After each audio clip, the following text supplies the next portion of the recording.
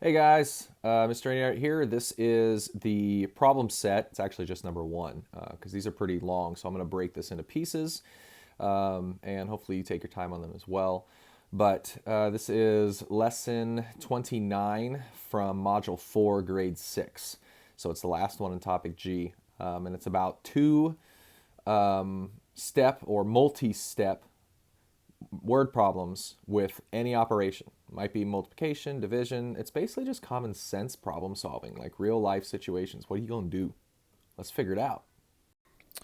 This is grade 6, module 4, lesson 29, and it's about all operations with multi-step problems. So they suggest making tables to solve. We'll read the questions and work through them a couple different ways. I would say go back through the 3 questions before the problem set. Those are the exercises. Those are 3 problems, and it gives you a whole page to draw and do what you want on it. But they're pretty fun questions that are realistic, things that could really happen and make you think and problem solve. So I would suggest go back and doing that, although this video is just for the problem set to check your answers.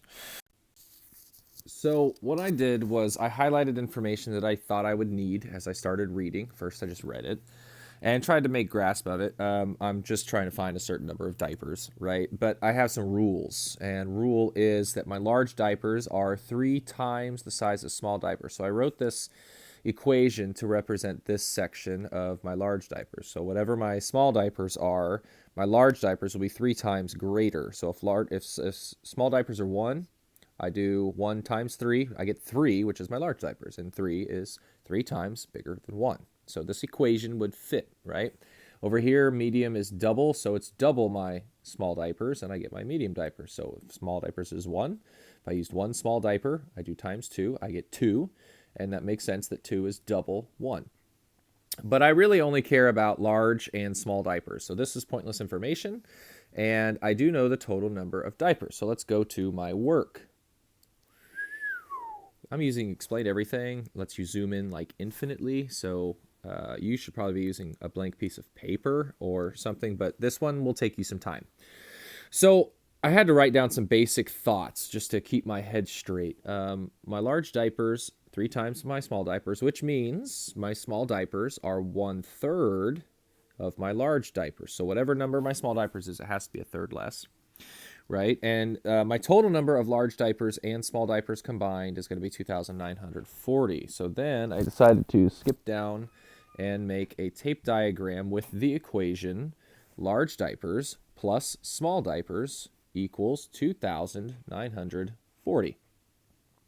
And that makes sense. Whatever number of large diapers and small diapers, that combination has to equal the total here. So I drew this tape diagram, and I broke it into 4 pieces. So what made me break it into 4 pieces was knowing that I needed 3 pieces that were equal, right? That were bigger than the last piece that's the same size as those 3. So I knew I would need 4 pieces so that I would have 3 that I could say would be my large diapers, and 1 that would be my small diapers. And so this would give me 3 times the amount of large diapers than small diapers.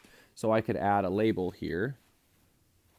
These are my large diapers, and you can see I color coded it, right? But these are my small diapers.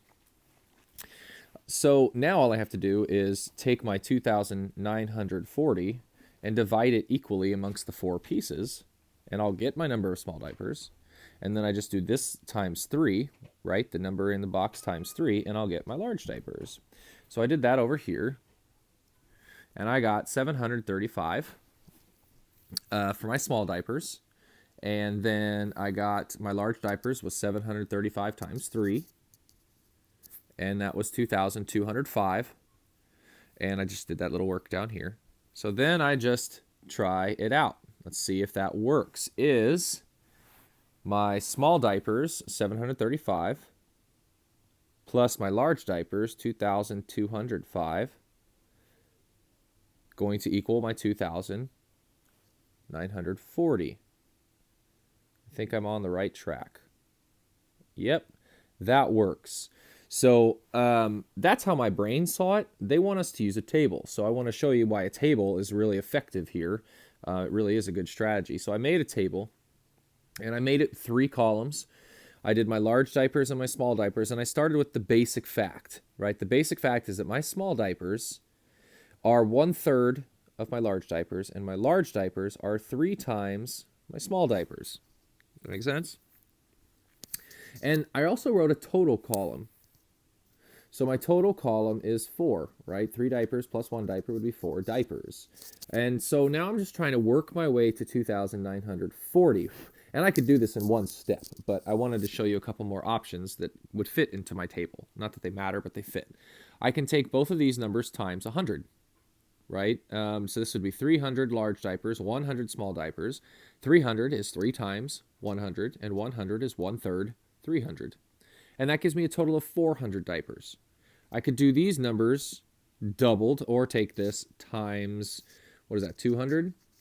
And I get 600.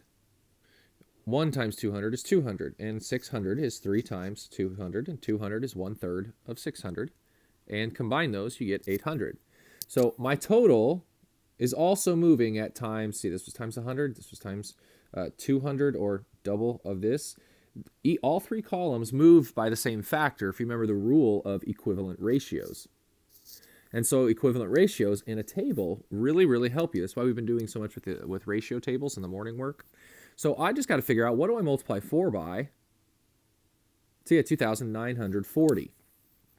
Well, I'm not just going to sit there and play with my 4s until I get there. I'm going to work it backwards. I'm going to do 2,940 divided by 4, and I'll get my missing piece. And didn't I already do that? 2,940 divided by 4 was 735.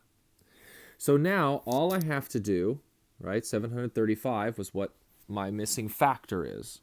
So I'm going to plug that in. I'll show that with a couple lines here. I'm doing 4 times 735 to get 2,940, which means I'm going to do 3 times 735 to get my large diapers. Oops. And I'm going to do 1 times 735, which of course is 735. And since I already did 735 times 5 down here, I'm going to go ahead and plug that into my table, 2,205. And then I just can double check by adding these the same way I did, right, to make sure that it gets me my total. And it does. So now I've answered my question with the table, and I've answered my question with equations. I've answered my question with tape diagrams. Like I said, this is a fun question, trying to figure this stuff out. I like these problem-solving, deeper dive questions. And they take some time, I get that. But remember, growth mindset says that instead of saying this is too much, this is too hard, I can't do it, we say this might take some time and effort, but I'm going to do it. And I'm going to do it with a good attitude, and I'm going to do it to the best of my ability, and just really think outside the box, use my imagination, right? I mean, the computation here isn't that difficult. What did we do? We did a divided by 4, a 4-digit number divided by 4. We did a 3-digit number times 3. I mean, it's not a lot of hard computation, but what it is it's a lot of deep problem solving and thinking of how we can use those math skills and our imagination and strategies like tables and tape diagrams to help us. All right, there you go. So as you can see, if you really want to kind of break it down and have fun with it, it takes a little time. 10 minutes per problem. That's, 5 problems going to be 50 minutes. So, break this up. Don't do it all at once. But unless you really get into a groove, I know how I get when I get into a project. I just can't stop. But yeah, I hope you're having fun with it. It really is, I know, weird for me to say for some of you. I just love math. Math is life. That's what I do. But it's fun. It's fun trying to figure that out and then getting done and being like, look what I did. I figured it out. It's awesome. Yeah!